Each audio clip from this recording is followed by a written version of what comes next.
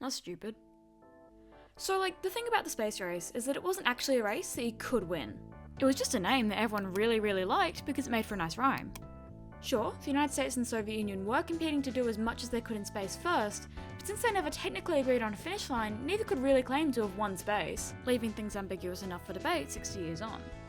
On the one side, you've got people saying the Soviets won because they were the first to put a man in orbit, and even if they didn't do that successfully, you wouldn't be finding out about it for another 30 years. On the other, you've got people saying it was the Americans because NASA were the first to put a man on the moon. And besides, when has America ever lost anything? With both sides claiming the win based on whatever big thing they did first, the whole competition was less of a race than it was a dick measuring contest for engineers. Even just trying to decide who won certain milestones can all come down to little technicalities. Like, how impressive is Sputnik being the first satellite in orbit when Explorer was the first to collect and transmit actual data?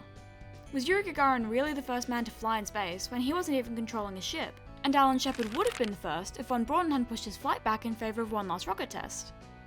America might have had the first successful Venus flyby with Mariner 2, but didn't the Soviets technically reach it a year before, even though their probe Venera lost communication?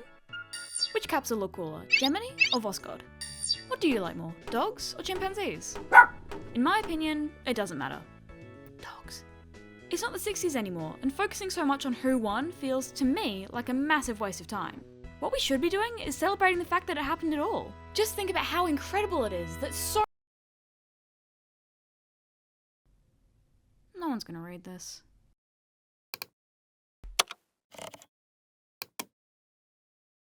I should really get a hobby.